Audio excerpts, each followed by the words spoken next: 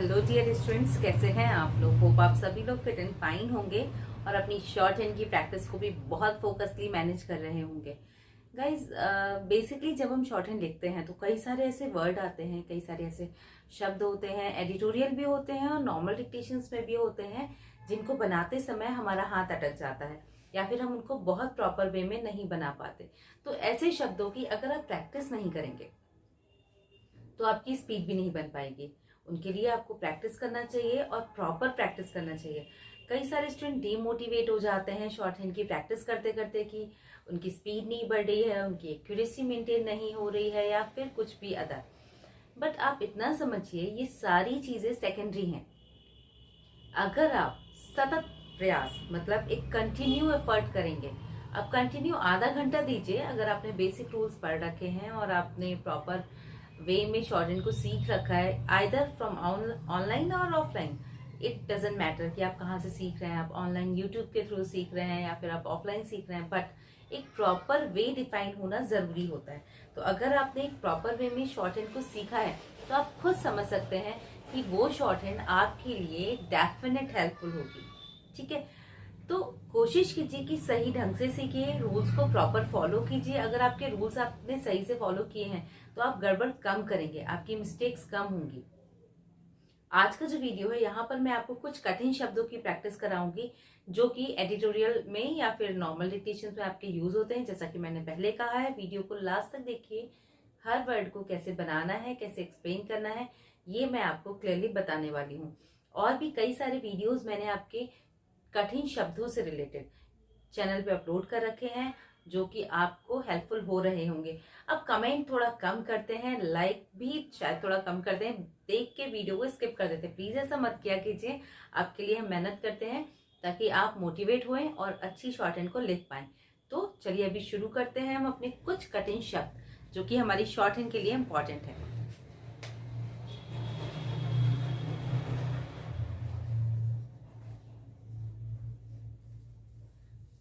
ठीक है, कठिन शब्द। अब बेसिकली हमारे जो वर्ड आते हैं, जैसे कि शब्द है हमारा पुनर्जागरण।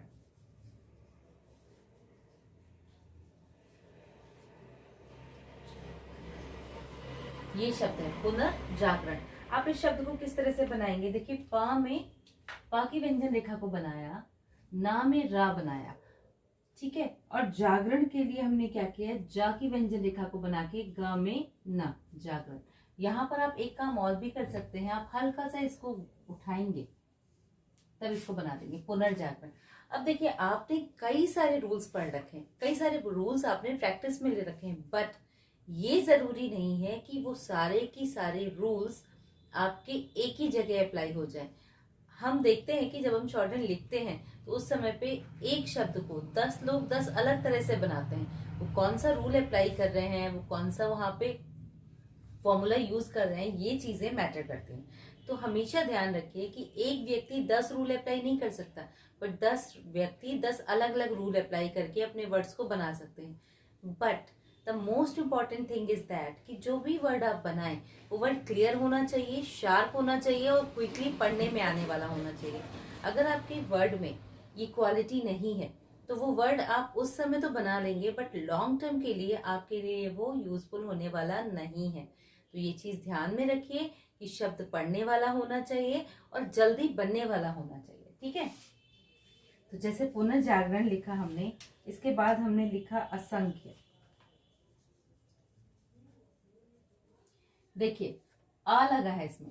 अब हम इसको दो तरह से समझते हैं। हमने लिखा संख्य, ठीक है, और उसी से बना हमारा असंख्य। तो संख्य कैसे लिखा? ये लिखा सा खा और ये लिख दिया या, संख्य। ठीक है, अब हमें अगर लिखना है असंख्य, तो असंख्य लिखने के लिए हम क्या करेंगे? हल्का सा ये डैश निकालते हुए बनाएंगे और यहाँ पर या बना देंगे। तो ये संख्य का सिंबल था और ये असंख्य का सिंबल है, जिसे हमने इस तरह से डिफाइन किया।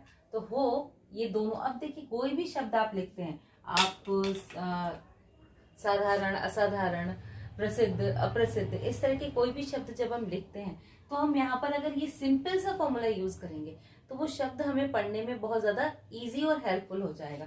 तो अगर मुझे यहाँ पर, मैं आपको बता रही हूँ, जैसे मुझे लिखना है साधारण, और मैंने लिखना है असाधारण। तो साधारण सारा का शब्द चिन्ह है, असाधारण के लिए एक साउंड निकालते हुए बना देंगे। ठीक है, इसी तरह से मुझे लिखना है उपस्थित और लिखना है अनुपस्थित। तो उपस्थित का ये हो गया इस तरह से, अनुपस्थित में ना की व्यंजन रेखा को डिफाइन कर देंगे। तो उपस्थित अनुपस्थित इस तरह से हमने ये शब्द बनाए। एक छोटा सा सिंबल, आप हमेशा कोशिश कीजिए कि छोटा सा चेंज करके आप एक नया वर्ड डेवलप करें, ना कि पूरे शब्द को ही बदल दें। अब जैसे अगर हम लिखते हैं विचार, ठीक है, तो हम विचार को कई तरह से लिख सकते हैं। हम इसको ऐसे भी लिख सकते हैं, हम इसकी व्यंजन रेखा को ऊपर भी कर सकते हैं। ठीक है, ये डिपेंड करता है कि आप कैसे वहां पर लिख रहे हैं। बट इस एक विचार शब्द से अगर आप एक फिक्स लाइन बना लेते हैं तो कई सारे शब्दों को आप बहुत इजीली बना पाएंगे। तो जैसे हमने लिखा विचार, अब इसी से बन गया हमारा विचारशील। तो हमने लिखा विचारशील। ठीक है, अब यहीं से वर्ड था विचारशाली। ठीक है, तो विचारशाली। इसी से शब्द बना विचार विमर्श। तो ये विचार विमर्श।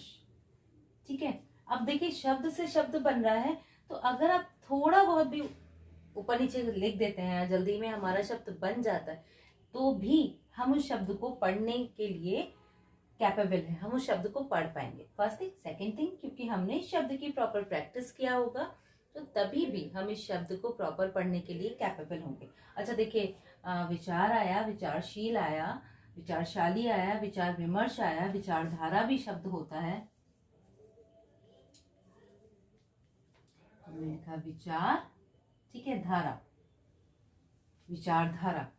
इसी तरह से और कोई वर्ड अगर आपको विचार से संबंधित रह गया हो और आपको इस समय पे याद आता है, तो आप कमेंट में उसको जरूर लिखिए कि ये शब्द मैम आपको बताना रह गया। मैं उसको एज सून एज आपको नेक्स्ट वीडियो में उसकी आउटलाइन अपडेट करके बताऊंगी।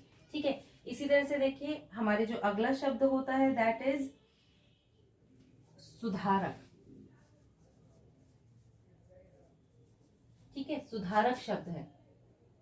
अब यहाँ पे रा को रा के बाद क्या आ रहा है, क आ रहा है, तो यहाँ पर क की व्यंजन रेखा को रा के लिए शॉर्ट कर सकते हैं। ठीक है, तो हमने कैसे लिखा है, यहाँ पर मैं थोड़ा सा अपोजिट बोल गई हूँ, रा की व्यंजन रेखा को इस का के लिए हम शॉर्ट कर सकते हैं। मैं आपसे ये कहना चाह रही थी। ठीक है, तो हमने लिखा सुधारक, तो कैसे आएगा, समाज सुधारक लिखना है या कुछ भी आपका वहां पर ऐड होना है, तो हम कैसे लिखेंगे, सुधारक, ऐसे भी लिख सकते हैं। ठीक है, अब इसी में अगर शब्द है समाज सुधारक, यहाँ पर समाज भी ऐड हो गया। ठीक है, तो समाज का सब चिन्ह है सुधारक, या ऐसे लिखिए, या फिर हम उसको अपोजिट समाज सुधारक। फिर हमने क्या किया, उसका हैंड फ्लो चेंज कर दिया। अब देखिए जब हमने वहां पर समाज सुधारक लिखा तो हमारा हाथ अटक गया, हमारा फ्लो गड़बड़ा गया, हम कंफ्यूज हो गए कि हाथ को किधर मूव करना है। बट जब हमने सेकेंड फॉर्मेट लिया देन वी विल क्लियर, हम क्लियर हो गए कि हमने वहां पर उस शब्द को किस तरह से यूज करना है। तो ये ध्यान देने वाली बात है कि आप वहां पर सुधारक या जो भी शब्द यूज कर रहे हैं उसको किस तरह से बना के इस्तेमाल करेंगे। ठीक है, अब देखिए नेक्स्ट जो शब्द आता है ये होता है आपका शिक्षाविद। शिक्षा का शब्द चिन्ह होता है ये सा, का की व्यंजन रेखा, और जो छ आता है उसके लिए हम सा की व्यंजन रेखा को ही यूज करते हैं। तो शिक्षा एक शब्द हुआ। अब यहाँ पर हमने लिखा शिक्षा, अब देखिए इसी से शब्द बनाएंगे विद, शिक्षा विद, वा को दा के लिए छोटा कर दिया, एक फॉर्मेट, या तो हम इसको यूज करें या फिर हम शिक्षा ये हल्का सा नीचे लेके हुए विद पूरा लिखते। यहां हमने रूल यूज किया कि वा की व्यंजन रेखा को जब उसकी लेंथ का छोटा और मोटा कर देते हैं तो उसमें दा भी लग जाता है। ये रूल हमने यहाँ पर अप्लाई किया था। ठीक है, तो शिक्षा, शिक्षाविद, और क्या बन सकता है, शिक्षा शास्त्री। तो कैसे लिखा, शिक्षा शास्त्री, या ये लिखिए या फिर शिक्षा शास्त्री। यहाँ पर हमने तर दर का जो चाप है उसको लगाया है और उसको ई की मात्रा के लिए बाहर निकाल दिया।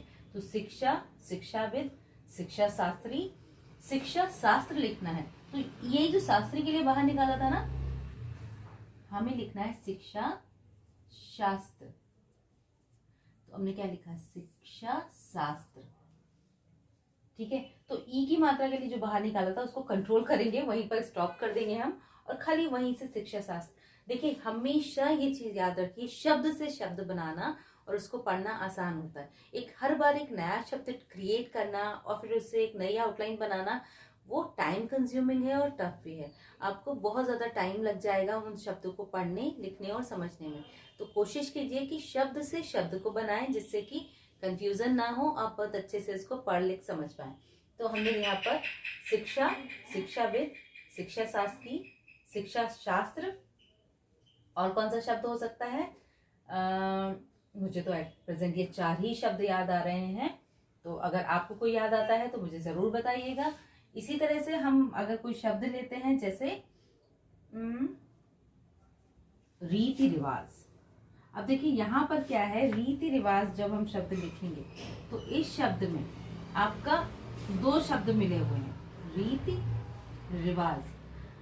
अब इसको समझिए, जब हम रीति रिवाज शब्द को लिखेंगे तो यहाँ पर हमें ध्यान देना होगा कि हमने जो संधि के रूल पढ़े थे वहां पर हमने क्या पढ़ा था कि पहला शब्द पूरा बनाएंगे, दूसरे शब्द से उसको काट देंगे।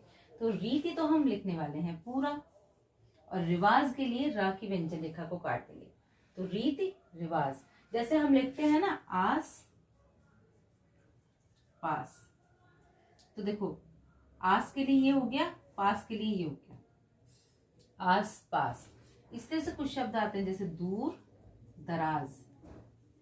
तो कैसे लिखा, दूर देर दूरी का शब्द चिन्ह दूर दराज, जा का हुक बना दिया, तो दूर दराज। अब इन शब्दों को पढ़ने का बेसिक कंसेप्ट ये होता है, क्योंकि ये लिंक होते हैं, ये आपस में एक दूसरे के साथ आ रहे होते हैं और बनते हैं, तो उस कंडीशन में हमें ये शब्द लिखना पढ़ना आसान हो जाता है, हमें ये समझ में आते हैं। तो हमें कोशिश यही करनी चाहिए कि ये जो शब्द हम बना रहे हैं इनकी अगर एक बेस लाइन है या एक छोटा शब्द है तो उससे लिंक करते हुए सारे शब्दों को हम ड्रॉ करें। और यही एक बेसिक स्ट्रक्चर है किसी भी तरह के शॉर्ट हैंड के टफ वर्ड्स को ड्रॉ करने का। किसी भी तरह का टफ वर्ड होगा आप उनसे लिंक करते हुए लीजिए। ऐसे ही मैं और भी आगे आपको बताऊंगी कि आप किस तरह से एक शब्द से कई सारे शब्दों को बना सकते हैं, जिससे आपकी शॉर्ट हैंड ईजी हो जाएगी, आपको पढ़ने में आसानी होगी और आप कॉन्फिडेंट वे में 100% स्पीड के साथ अपनी शॉर्ट हैंड को लिख पाएंगे। तो हो ये वर्ड फॉर्मेट आपको समझ में आएंगे। मैंने अभी बहुत ज्यादा वर्ड्स नहीं लिए हैं, बट कोशिश किया है कि कोई भी शब्द जो आप बनाएं वो आप किस तरह से ड्रॉ करें और समझें, ताकि आपका बेसिक स्ट्रक्चर स्ट्रांग हो जाए। देखिए रूल्स बेसिक नीड है आपकी शॉर्ट हैंड को फुलफिल करने के लिए। अगर आपको रूल्स का कंसेप्ट क्लियर है तो यू आर अ मास्टर, आप खुद में एक मास्टर हो जाएंगे। आप हर रूल के अकॉर्डिंग अपने वर्ड को ड्रॉ कर पाएंगे। बिल्कुल डिमोटिवेट मत होइए, बिल्कुल कंफ्यूज मत होइए, एक फोकस्ड मैटर बनाइए। ठीक है, अपनी वो कैप्स क्रिएट कीजिए। जब आप अपनी वो कैप्स को क्रिएट करेंगे तो नो डाउट आपके पास इतने सारे वर्ड्स होंगे, इतने सारे लेटर्स होंगे जो कि आपको कॉन्फिडेंट देंगे ही देंगे, आपका कॉन्फिडेंस बढ़ाएंगे ही बढ़ाएंगे। तो कोशिश कीजिए शब्दों को सही से लिखने, पढ़ने और समझने की, ताकि आपके डाउट्स क्लियर हो, आपकी एक्यूरेसी मेंटेन हो। तो होप ये वीडियो आपकी शॉर्ट हैंड स्टडीज के लिए हेल्पफुल रहा होगा। अगर ये वीडियो आपकी शॉर्ट हैंड स्टडीज में हेल्पफुल रहता है तो प्लीज चैनल को लाइक शेयर एंड सब्सक्राइब करना बिल्कुल मत भूलिएगा और वीडियो को लास्ट तक देखा कीजिए, ताकि आपको ये पूरे रूल्स समझ में आए कि मैं आपको क्या बताना चाह रही हूँ। और आपके कॉन्फिडेंस को बढ़ाने के लिए अगर आपको कोई डाउट रहता है, कोई प्रॉब्लम रहती है तो प्लीज कमेंट कीजिए और हमारा टेलीग्राम ग्रुप भी ज्वाइन कीजिए, जहां पर आपको शॉर्ट हैंड से रिलेटेड वीडियोस, वैकेंसीज अपलोड मिलते रहते हैं। तो एज सुन एज टेलीग्राम भी ज्वाइन कर लीजिए ताकि हम आपसे कनेक्ट रहें। तो तब तक के लिए keep learning, keep watching, have a good day.